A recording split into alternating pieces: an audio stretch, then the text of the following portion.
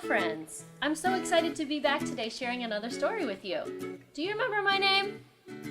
Well, if you don't, my name is Sarah and I work for CIPD. Last time I was here, we read a story called Grumpy Monkey, and we talked about retelling. Remember, when we retell a story, we talk about the beginning, the middle, and the end. So today, I'm going to share with you another story, and we're going to think about something else today. Today, we're going to think about story elements. So I brought a chart with me so that I could share with you what's on my chart. Today, we're going to talk about story elements.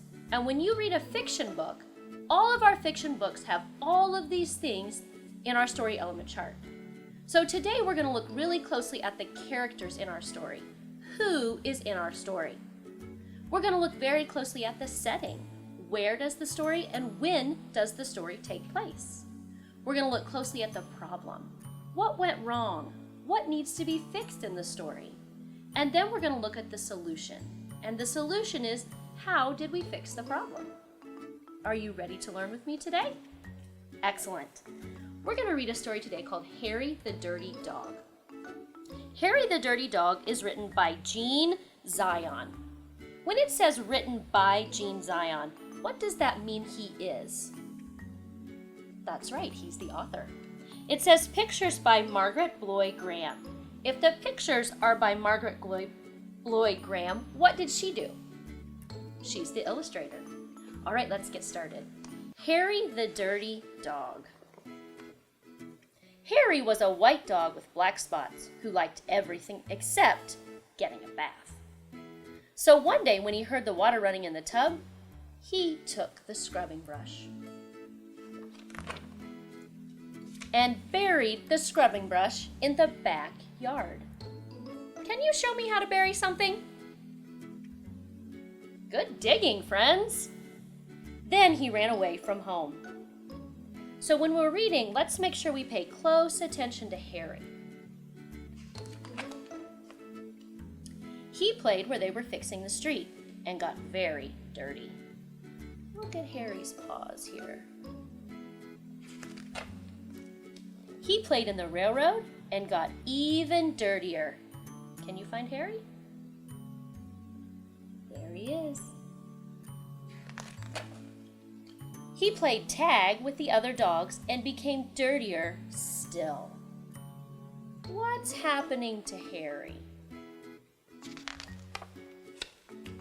He slid down a coal chute and got the dirtiest of all.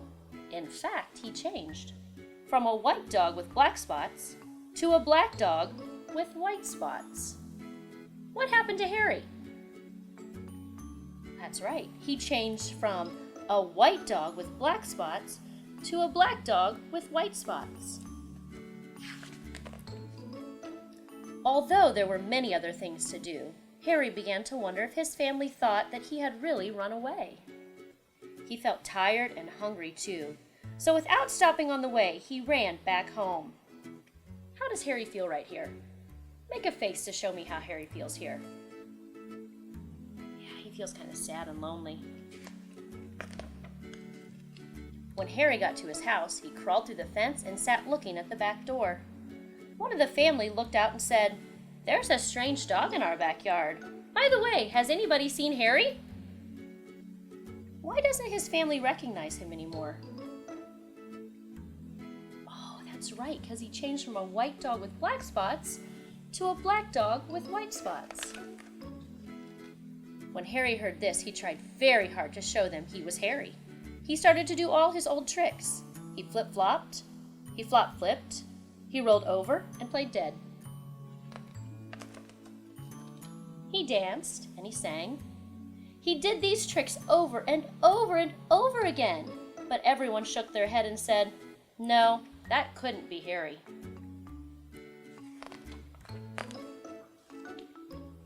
Harry gave up and walked slowly toward the gate, but suddenly he stopped. He ran to a corner of the garden and started to dig furiously. Soon he jumped away from the hole, barking short, happy barks. What did Harry do? He unburied his brush. Why did Harry unbury his brush? Oh, let's see. He'd found the scrubbing brush. and carrying it in his mouth, he ran into the house. Up the stairs he dashed with the family, following close behind. He jumped into the bathtub and sat up begging with the scrubbing brush in his mouth, a trick he certainly had never done before. "This little doggie wants a bath," cried the little girl, and her father said, "Why don't you and your brother give him one?" Harry's bath was the soapiest one he'd ever had, and it worked like magic. As soon as the children started to scrub, they began shouting, "Mommy, Daddy, look, look, come quick!" "It's Harry, it's Harry, it's Harry," they cried. Let's read that together again.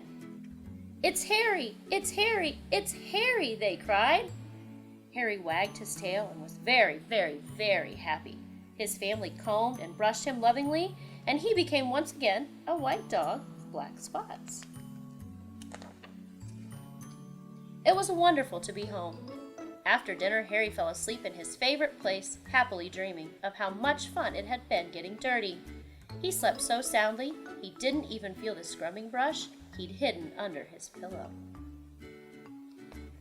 All right, so let's take a minute to think about our story elements in our story. We just finished a great book about Harry the Dirty Dog. And now we're going to talk about story elements with our book, Harry the Dirty Dog. So remember our chart, story elements are all of the things that make up our story. Our characters are who are in the story. Who is on every page? Who's doing all of the action? So in this book, who is our character? You're so smart. It is Harry. So now I want to add that is my character to my chart. So I'm going to write, the character is Harry. I'm going to write it here, but I want you to write it at home.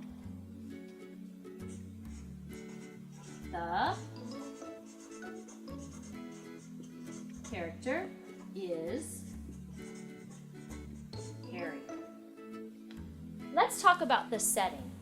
When and where does the story happen? So if we're thinking about Harry the Dirty Dog, and we were to go back and look at the pages, when and where is our story happening? I see the sun, and I see that it's light out, so I'm thinking it's during the day. I see a little bit of builders back here. I see shops. I see cars. So I think it happens in the city. So if I were going to say the setting of Harry the Dirty Dog, what might I say? Good ideas. So the setting is in the city during the day. So let's add that to our chart. The setting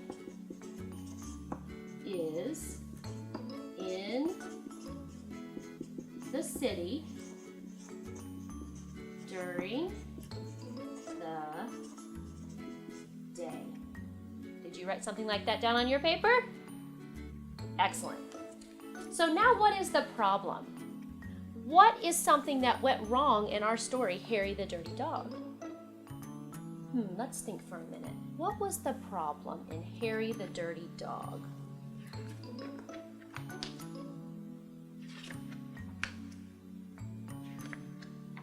What ideas do you have? Oh, the problem is that Harry got dirty and his family didn't recognize him. Let's add that to our chart. The problem is Harry got so dirty, his family did not know who he was. So that was our problem. That was what we had to fix. What was the solution? How did Harry fix the problem in the story? How did he fix the problem in the story? So if we open it back up, how did he fix his problem in the story? Get your ideas. What do you think was the solution? How did he fix his problem? I agree. The solution is that he took a bath and changed back to a white dog with black spots. The solution is Harry took a bath and was a white dog with black spots. So when you're reading a story, remember your fiction stories have story elements. They have characters, who is in the story. They have a setting, when and where does the story take place. They have a problem, something that goes wrong that they need to fix. And they have a solution, how they fix their problem. So when you are reading stories today and tomorrow and the next day, I want you to think about the story elements and teach your mom and dad and your brothers and sisters all about story elements. I will see you guys again with another book. Bye!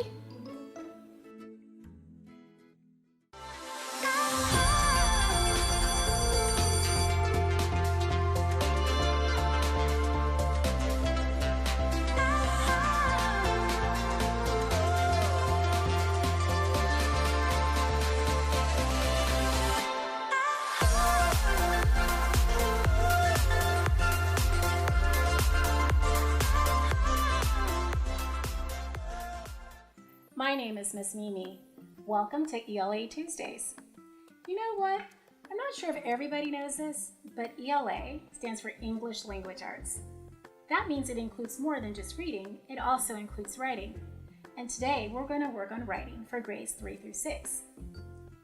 Now in your distance learning, you've been writing a personal narrative, which is just another way of saying a story about yourself. Today, I'm going to teach you how to add transition words to your personal narrative. So, what you'll need today is a paper and a pencil. Go ahead, get ready to learn. Welcome back. Okay, so one thing that good writers do is they add transition words. You might be thinking to yourself, okay, what are transition words? Let me show you what I mean by that.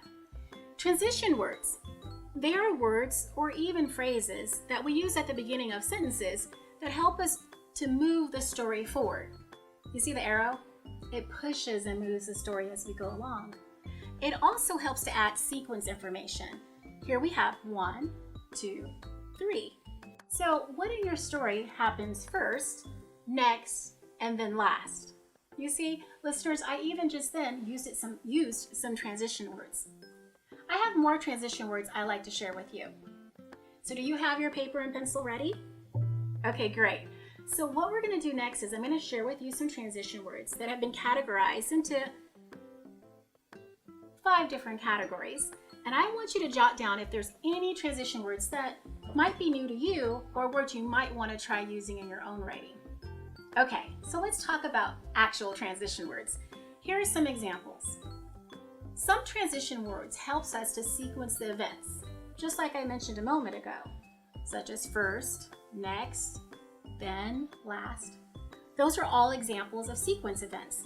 Let's take a look and see if we can find some other ones. Here's first and next. I also already used then, and I just used also. There's also lastly, finally, until. How about now or before, later, after that?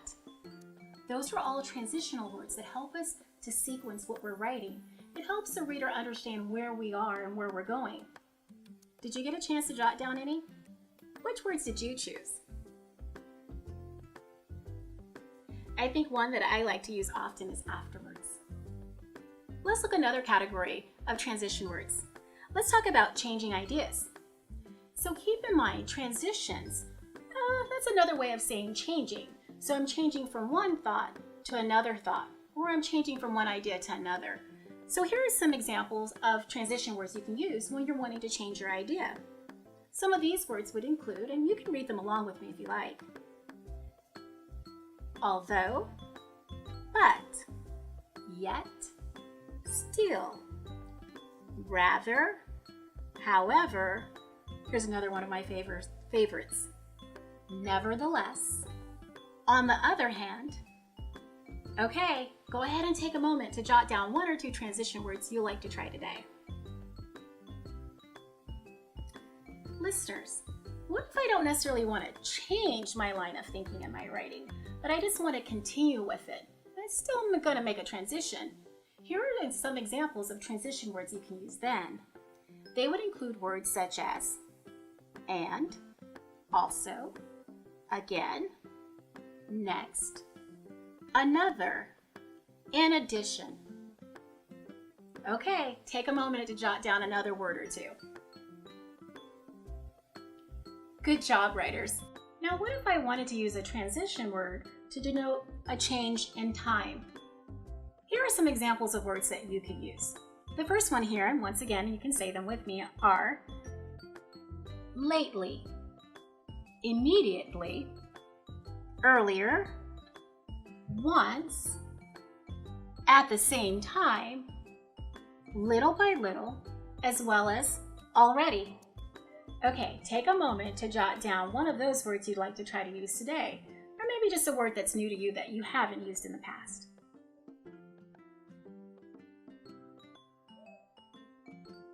Okay, finally. Did you notice what I did there, listeners? I actually used a transition word.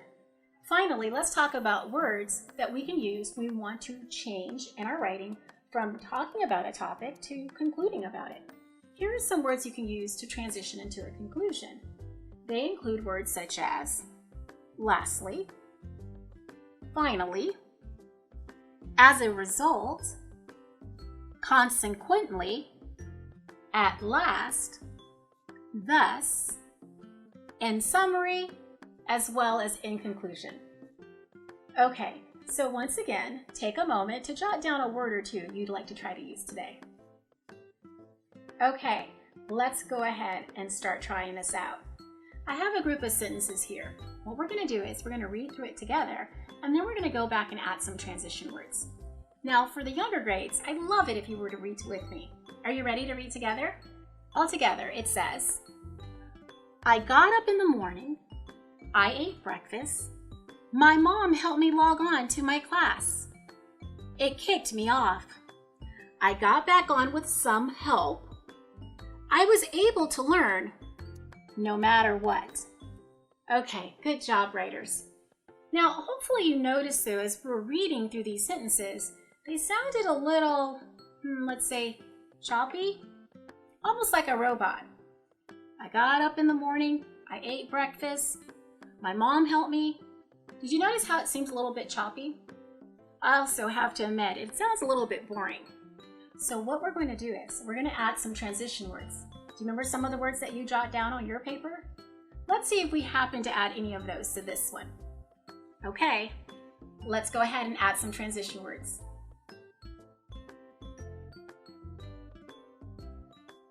Okay, so here we are with some transition words. Can you figure out which ones are the transition words or phrases? Probably pretty easy, right? Because I actually wrote them in red. But while we're practicing, I think this is okay. Let's read the transition words together. These transition words are after, when I was ready, although, consequently. Okay, great. Now let's see how adding those transition words changed our writing. Are you ready to read it all together with me? Here we go. After I got up in the morning, I ate breakfast. When I was ready, my mom helped me log on to my class. Although it kicked me off, I got back on with some help. Consequently, I was able to learn no matter what. Good job, listeners. So we're adding transition words to our writing to help it be less choppy, and also it has a logical flow to it. It pushes the story along. Are you ready to try this out yourself? Okay, so you remember the paper that you were writing down your transition words on, right? Now I'm going to have you write some sentences on your paper.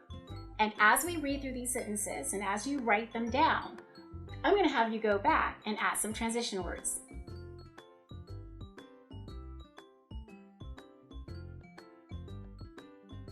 Okay, now it's your turn.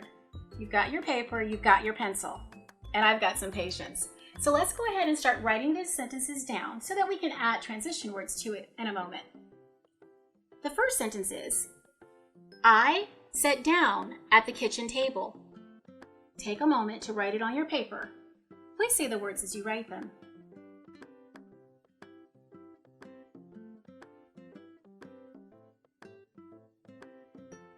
Good job. Here's your next sentence. My brother brought out the meal. Don't forget, writers, to say the words as you're writing them.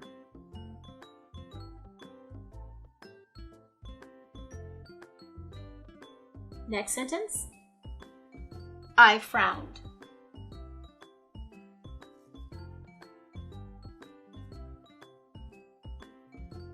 Let's continue.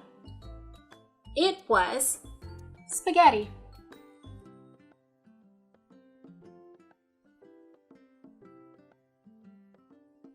I was scared to try it.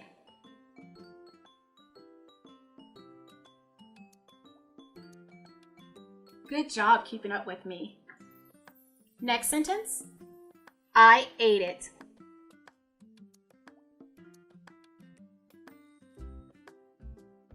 Next sentence. It was delicious.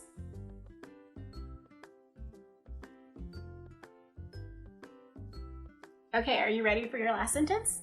Well, as you can see there, let's read it together before you write it. I hope he makes it again. Okay, go ahead and add that one to your paper as well.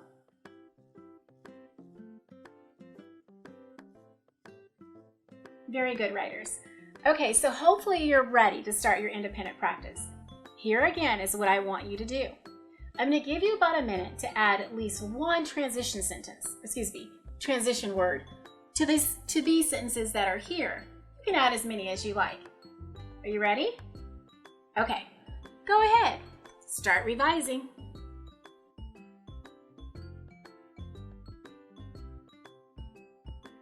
Okay, so did you do it? Did you add any transitional words to this piece of text? Now, I'm sure what you came up with was probably better than what I could come up with, but let me show you what I did. Okay, so here are some transitional words that I added to those sentences.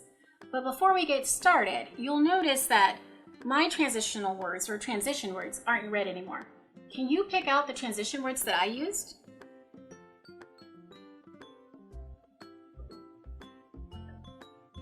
Yeah, there's actually one I wish I had added now that I'm going back and rereading through this. And writers, you'll notice that as writers, we are readers, and we'll have to read our writing over and over again as we revise and make changes. I actually think writing is kind of like art. You don't just draw a picture and walk away.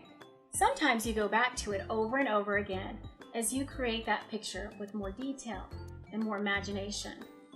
You can do that same thing with your own writing. I wish I could go back and change this some more. Maybe I'll do it after the show.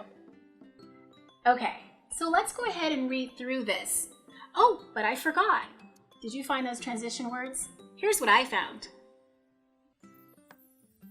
After? Very good. How about immediately? And although? Did I forget any? Okay, I hope I didn't, but if I did, I'm sure you'll catch me. Let's go ahead and read these sentences now with these transition words that we added.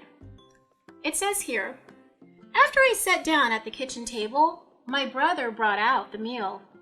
Immediately, I frowned. It was spaghetti. Although I was scared to try it, I ate it.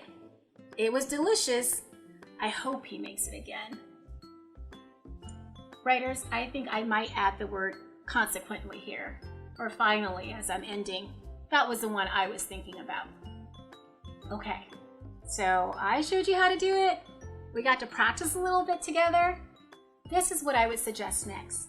This week, as you continue to work on your personal narratives in your distance learning classroom, I want you to go back and revise by adding transition words. If you've already done that, maybe you might try starting your own personal narrative right now, maybe even today, and use those transition words, such as the ones that you jotted down on your paper. Okay, so that ends our lesson for today. But first, let's review what we talked about. Today we learned how to add transition words to our writing so that it's not so choppy, and also so that it's more interesting. These transition words that we added helps to move the story along. In addition to moving it along, it helps your reader understand where you are at in a logical sense because it can sequence the things that you're writing about. And don't forget, your assignment is what? I want you to try it at home.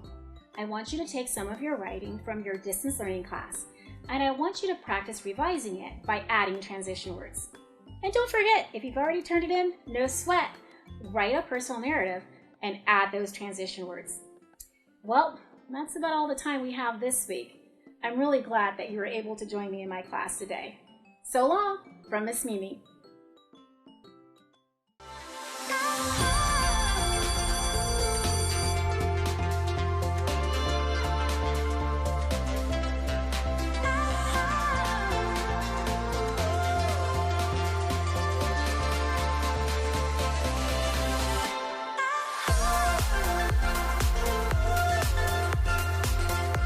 Good morning, Kansas City. Welcome to another edition of KCPS Homeroom. My name is Chris Odom. I'm your ELA coordinator for the Kansas City Public Schools.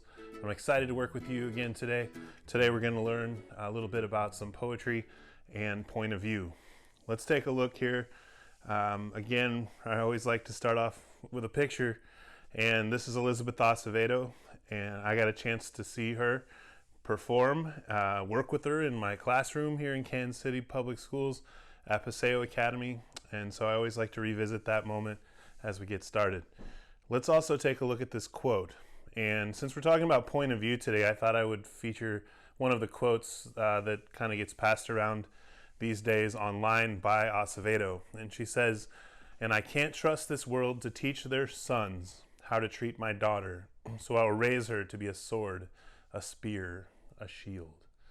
Okay, so let's start thinking about what point of view really is, and as a reader, what you're deciding about when you're using that word, and how you can use evidence to support your decision about the point of view that is being used. And really what's important is why the author chose to use that point of view. Okay, so today we're going to feature again the work of Elizabeth Acevedo, who's the youngest child and only daughter of Dominican immigrants. She is a performance poet, the National Slam champion, and a Cave Canem Fellow, and she also won a National Book Award for the book we're going to look at today and feature a few of the poems from that narrative. Okay, today we're going to talk about point of view and define it for you. Again, I'm going to perform 5 of the small poems that are in the book as a great way for us to really springboard into talking about what point of view has to do with those poems and how you might find specific details that could help support what you decided was the point of view and why the author might have selected it. Okay, point of view is often a word that you hear a lot when people are online and even in the gaming world. So we're going to come up with this definition and call it the mode of narration the author chooses to let readers hear and see what takes place. And often, what we might experience sometimes in this point of view that we see in this image on the screen is first person, like as if we are living the moment ourselves. And this is often a way a lot of stories are portrayed. And another way is often called third person, in which we would not be so much in this car, but watching this car as it drove along. Okay, and also, point of view helps reflect an opinion of life. We might wonder, it looks like maybe they're traveling pretty quickly here. So if this was the point of view from which we were going to see the story, maybe the character who is driving this car is a little reckless. I don't know, maybe those are just blurry because it's pixelated. But it gives me this sense of maybe going quickly in this picture. So I'm already deciding about how that might influence the rest of the story. Okay, when we hear about point of view, we hear about first person, second person, third person. There's some variations on those. And these are helpful to think about, like in this case, if he is being photographed and on camera, then in that case, he's telling the story about himself, I or we as a collective. And in that case, he's in first person, right? Second person, we don't often see very many examples of in writing. And it's more a direction to people. And often when people speak in second person, they say you. It essentially feels a little bit of a strange moment because someone's pointing at you with that word. Like, you need to do this, or you need to do that, or you have something in your teeth.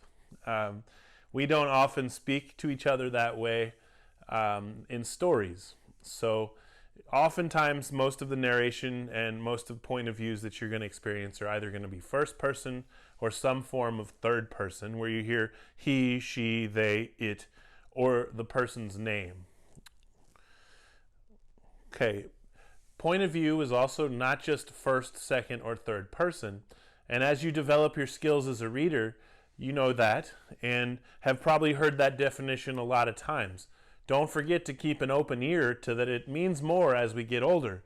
It's a way to see some descriptive power in the writing and portray personal emotions. It also reveals the character's feelings about an experience or an action that they may be going through.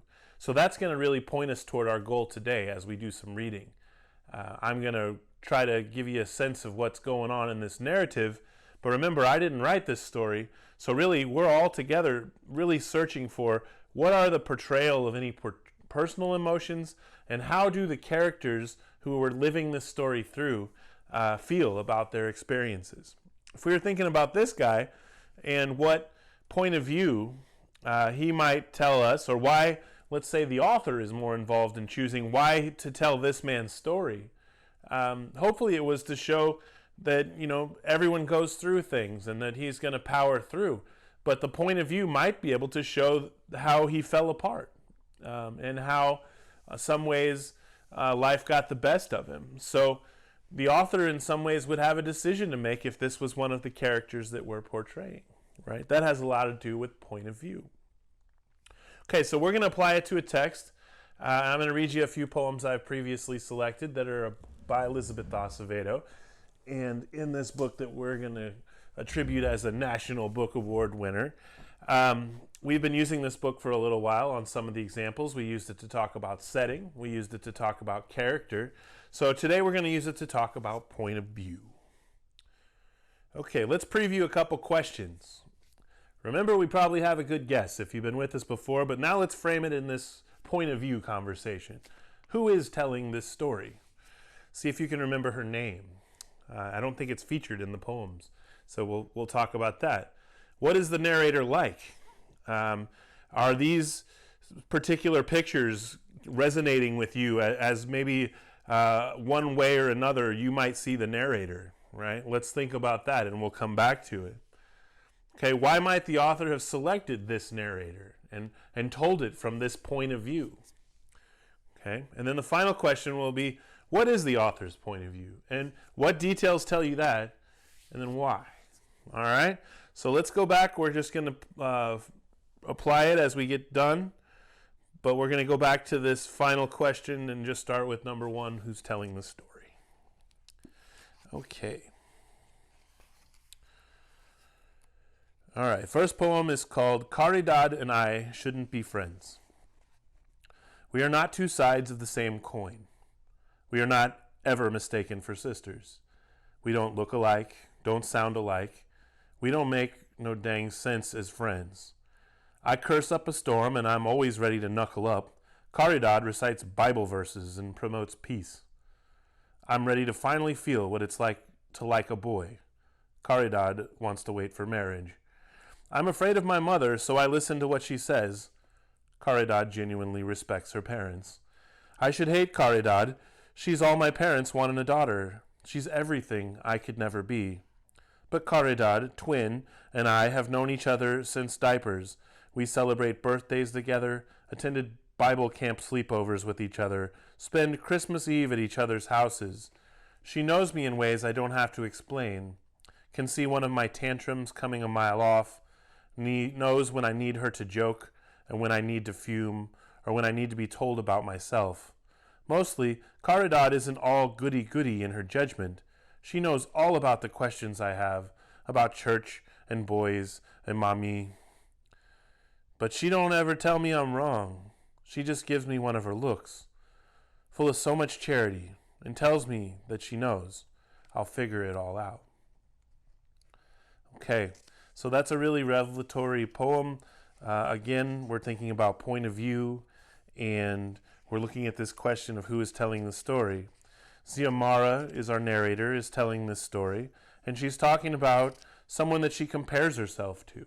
So a really good idea and a way to understand the point of view that we're developing in this story, who we're listening to this story through, and how she feels about life. Another way we can understand that is just what she just told us about her comparison. Okay, this one's really pertinent, and I know everybody's back to school now, but remember that night right before you came back. This one's called Night Before First Day of School. As I lie in bed thinking of this new school year, I feel myself stretching my skin apart. Even with my Amazon frame, I feel too small for all that's inside me. I want to break myself open like an egg smacked hard against an edge. Teachers always say that each school year is a new start. But even before this day, I think I've been beginning. Oh, I love that. We know that, right? Students are growing and learning and becoming themselves when they're not with teachers. And certainly you've had to experience that by yourselves quite a while, and probably excited to come back to that experience and share how you've grown. Okay, that one was called Night Before First Day of School. And again, we're talking about point of view, and we're going to answer some questions. I'm going to read you two more. Okay, this one's just titled HS. My high school is one of those old school structures from the Great Depression days or something. Kids come from all 5 boroughs, and most of us bus or train, although since it's my school zone, I can walk to it on a nice day. Chisholm High School sits wide and squat, taking up half a block, red brick and fenced-in courtyard with ball hoops and benches. It's not like Twins' fancy genius school, glass and futuristic. This is the typical hood school, and not too long ago it was considered one of the worst in the city. Gang fights in the morning and drug deals in the classroom. It's not like that anymore. But one thing I know for sure is that reputations last longer than the time it takes to make them. So I walk through metal detectors and turn my pockets out and greet security guards by name, and one of hundreds who every day are sifted like flour through the doors. And I keep my head down, and I cause no waves. I guess what I'm trying to say is this place is a place, neither safe nor unsafe, just a means, just a way to get closer to escape. Oh, I love reading this work to you, and I love participating in this text. I absolutely miss being in the classroom, and I bet you would love to talk about these poems in person. Let's think about at home if you could talk about what we've learned about the point of view and why you think the author may have selected Xiomara in this first-person account as she takes on her world. Okay, one more poem, and we're going to focus on this question next. I really think this is a defining poem. It's called Miss Galliano. Miss Galliano is not what I'd expected. Everyone talks about her like she's super strict and always assigning the toughest homework. So I expected someone older, a buttoned-up, floppy-haired, suit-wearing teacher with glasses sliding down her nose. Miss Galliano is young, has on bright colors, and wears her hair naturally curly. She's also little, like for real petite, but carries herself big. Know what I mean? Like she's used to shouldering her way through any assumptions made about her. Today I have her first period English, and after an hour and 15 minutes of icebreakers, where we learn one another's names, Miss Galliano pronounces mine right on the first try. She gives us our first assignment. Write about the most impactful day of your life. And although it's the first week of school, and teachers always fake the funk the first week, I have a feeling Miss Galliano actually wants to know my answer. Oh, so that's a special poem. And if we're thinking about the point of view that the author is using here to select our narrator and how she's reflecting so much and seeing so much insight into her teacher and how she pronounces her name right and how she really does want to hear her answer. To me, that's exciting because I would say students notice that on the first day of school and every day thereafter. But really that first impression you can hear coming out. And again, the author seems to have selected to have the point of view from that person in this story who's able to reflect on all that she's taking in, right? And we kind of live her mind and her experiences. Okay, so does that help you understand this question? Why the author might then have selected this narrator in the way that she has? And then let's go on and think about how you could take this to a further level of discussion and just decide, what is the author's point of view? We would decide first person, but then beyond that, how would you describe the author's point of view? How is this vision about life or the world coming out in the way that we are seeing what Xiomara sees? So which details tell you that? And again, the biggest question we ever want to follow up with is why? How could you convince us that you really did discover the details that help you discover the author's point of view? See if you can work on including those in your response the most, because this is the part that really justifies what you really say you've discovered. Okay, so what you're going to be asked to do is you can go off and find some more poems. You could find this book. You could find some excerpts from it online. But when you find a poem you like, I want you to determine the point of view. I want you to decide why the author perhaps portrayed the story the way that they have. And I want you to explain your guess with some details from the poem, kind of like you've heard us reflect back on today as we read specific poems. So I hope this has been some help to you in thinking about what point of view means. Remember, it's not just a number of first, second, or third person, but it's also a vantage point and an angle with which we view a world, a topic, or a life that's unfolding in a story, narrative, or even informational text that might be written for just a whole entirely different purpose. Okay, so we're going to explore some more things through this book. Down the road, we'll be looking into it a little bit more for what it reveals. So I hope you join us again. And again, this has been Chris Odom with KCPS Homeroom on ELA Tuesday. Thanks for joining us.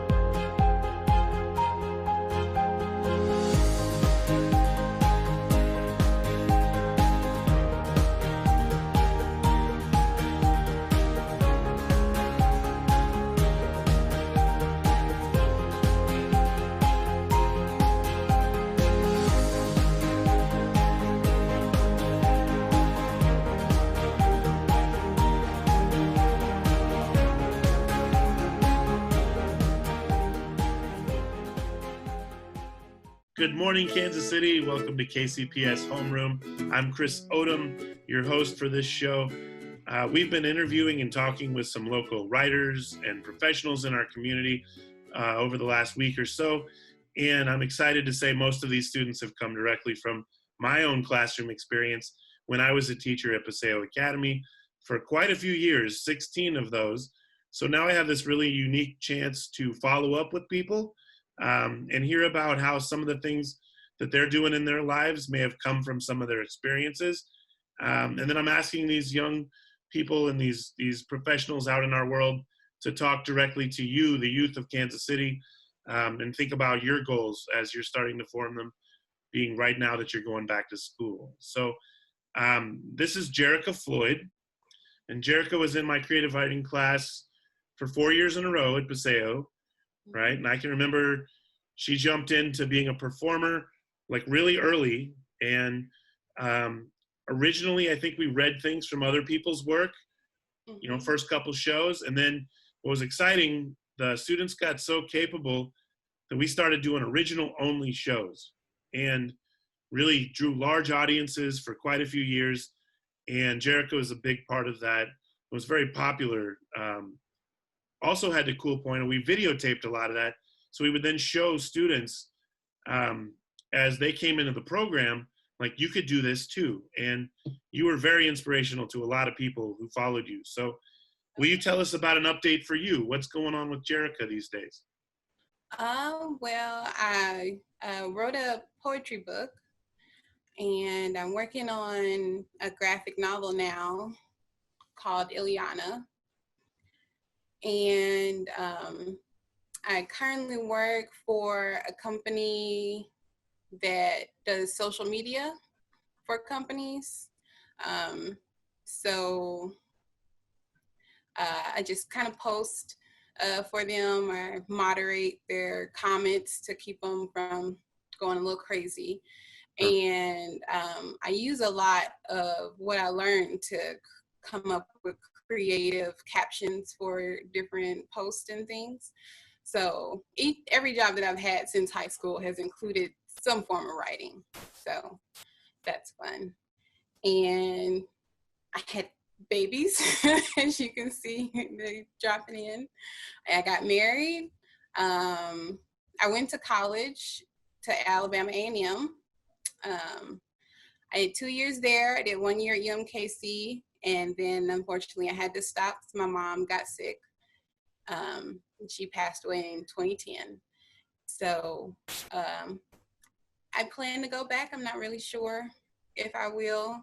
I'd like to finish my book first and then think about it. So that's where I'm at. Very cool. So tell us a little bit about what your book's about. It's a book of poems? The first book I wrote is a book of poems. It's called some expletive word I wrote. All right, fair enough. And we'll find that one. It has some poems I wrote from high school, and then it has some poems I wrote while I was in college. In college, actually, I joined the poetry club there.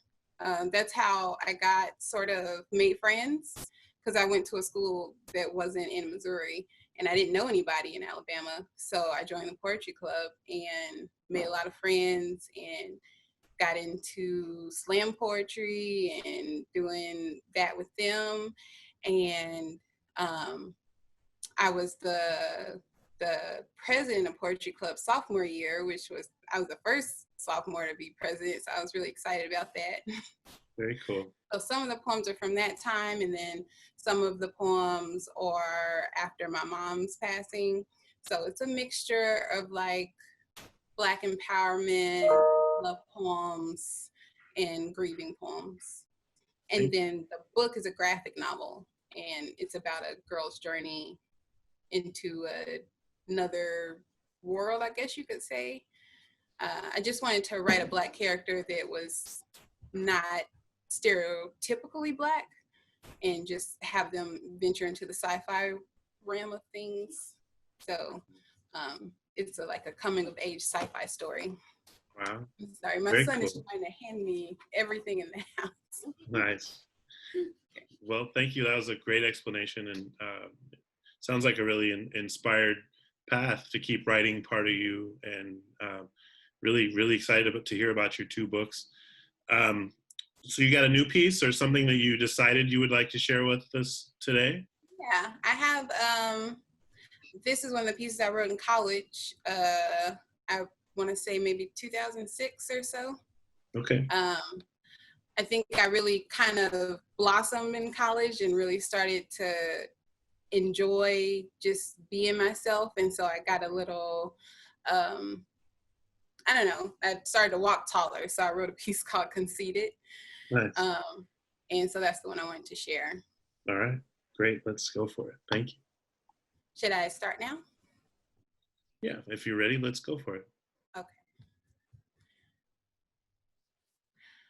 All hail the new world, where order is set by the same color as the earth you walk on, so we must be grounded. From her we sprouted, bright as the sun with inevitable quickness and a sharp steel tongue with political slickness, which pushes through doubt and stabs through fear. What say you? Be we peasants or be we royalty? Rhetorical, your eyes should hurt at the brightness of your reflection. Who say I'm not as tall as a redwood, easygoing like a stream and deep as an ocean? Who say I'm not fly enough to dance on Venus, use the stars as my necklace and swim through Milky Ways? Who say you not? Who say you not queen like we or king like he? Your eyes should hurt from the brightness. I claim this. That's why I scribe hot fire like a volcanic eruption. My truth is so profound, it takes no assumptions. I am where the world is. My womb is what birthed it. So that gives me power to burn it, power to change it, rearrange status quo and put the others in cages. Revolution is mine. I put my name on that blacklist. I'll change the whole world with the flick of my pen, and I dare him to stop it. That's the end. Wow, wow, wow, wow. Thank you so much. My goodness. Right. I felt every bit of that. And there's something really amazing about hearing you so many years later. I hear who you were then, but I hear a lot more. I mean, I think you're absolutely right. Something went off there in 2006, right? So do you write pieces like that now? Is that something you still are playing with? Yeah, Yeah. I read a few about the recent events, and wrote one about Sandra Bland, and I think I wrote one about Michael Brown too. Sure. Well, that was fantastic. Let's do this for some of the readers, some of the listeners, if you're willing, because I never like to ask an artist to unpack their work, because I think that's the job of the reader. But can you get us kind of conceptually to understand, about that piece a little bit, and then what you were trying to get across? Yeah. So I was just trying to, when I went to college, I know that I went to a predominantly Black high school, but I still didn't feel like I knew us. I felt like I knew us through the eyes of what's portrayed in the media and stereotypes that are put through on television and movies. And so I didn't feel like I really knew us or how we could be. And then I went to this beautiful college, and it was filled with all these different types of Black people, and none of them were what I thought a Black boy was, or a Black man was, or what a Black girl was or could be. They were, I mean, we had this poetry meeting one day, and this guy walked in, and he's from New York. He's got on big bag jeans, they're sagging, he has on oversized shirts, like he just looks like the stereotypical thug, or what media would call a thug. And he walked in, he took his hat off, and he was like, man, the Dow dropped 500 points today. And we was like, what? It was just so weird to hear that from his mouth. And I was like, we are not this thing that we believe we are. Like, there's so much more. And so I started to want to write something that showed that, we are grounded, and we are beautiful, and we can be big, and we can talk like we're gods. We can do that and not feel like we're breaking some rule or something. That you can feel conceited and be okay with that. Like, you can just love who you are and not feel like there's an issue with feeling like you're that big, Right. And so I just got into that, and there's a line in there where I say, who say you not queen, and who say you not king? Like, who told you couldn't be that? Mm-hmm. You can be that. And I felt that one then. I felt it again when you just said it again just now. Like, that's definitely a place in that poem where it's going in. Like, and yeah, I remember watching you do that to audiences, and it was so fun being in the early stages of how much a kick you must get out of it when you really know that line is going to get them. And that's so neat, because it really does. And that questioning and that artistry, that you can tell how much you're thinking of the reaction of the listener. So that's huge. That's so huge. I'm so excited that you're continuing your path, and that you're finding use for your writing in a book and a graphic novel. Do you draw as well? Is that part of your graphic novel? Or I tried, but it did got not some work help. well. You got some help in that. All right. That's so fun. It's really fun to collaborate and work on creative ideas with other people to bring them to light. So that's great. Well, let's go out. You were already alluding to lots of it in your work, and you can see how much your work stands for. And I really think that's amazing. But what else would you say without a poem that you just might say to some young people, or some writers to be, or some students out there not feeling school all the way? What might you leave them with? I would tell them to explore different possibilities. One of the things that I thought about after I was in college, when I was my sophomore year, was how many different careers I didn't know existed that would have helped me grow a little bit before I got to college. Or I thought about how it would help some of my friends who didn't want to go to college, who they just weren't interested in school, but they didn't know what to do. There's so many different career paths in different futures that don't include school. And sometimes you have to go out there and explore. You know, you don't have to go straight to college. You can be a flight attendant and get paid to fly around the world. You can be in the Peace Corps and get paid to go out and help people in other countries. You don't have to stick to this rigorous idea of what life is supposed to be. And so if you feel different, if you feel like you're different, there's some people who it's made for. You know, they excel. They love school. They do great in it. They go to college. They do great. They get out of college. They do great. And there's some students who just feel different, who feel like, I just don't like what school is. And I think I'm made to do something else. There's other things out there. And I think you can find education and knowledge in almost any career path that you search for, and it's out there for you. So that would be my main advice, is just to explore different possibilities for yourself. You know, you don't always have to follow what you think is a road written for you. You can write your own road and follow that. You know, it's there, and that you always have time. You have time to go back and correct if you need to. You know, if you take the wrong road and you get there and you're like, I'm not sure, you got time to backtrack and start a new one. And I think those are the two things that I felt when I was in high school, is I didn't have time to go out and explore. I just needed to go and graduate and get this done. And that I didn't have time to correct any mistakes I made. And both of those were not true. So that would be my main advice. Great wisdom. That's so awesome. And I know people will hear that and use that immediately, which is another reason I wanted to try to do these kind of interviews. I really miss the notion of how the seniors really paid it back to the freshmen. And I think what was really neat, if any teachers out there create kind of a performance and you want to see how it can really work, ask your seniors to really mentor a freshman. And when we started doing that intentionally, it was so fun, because those ninth graders felt so honored to be selected by a performer or somebody that the school was really talking about. And I know everybody I keep talking to, they talk about that as much as anything else, is how much we created something that you could pass on to other people. So thank you so much, Sherika. This has been wonderful. I enjoy talking with you. I'd love to talk some more down the road and read your book and see your graphic novel. So Thank you. you want to, awesome. Yeah, it's been really great. So thank you again, Kansas City, for listening. This has been another edition of KCPS Homeroom. I'm your ELA coordinator for the district, Chris Odom, and we've been visiting again with Jerrica Floyd. Thanks again, Jerrica. Have a great day.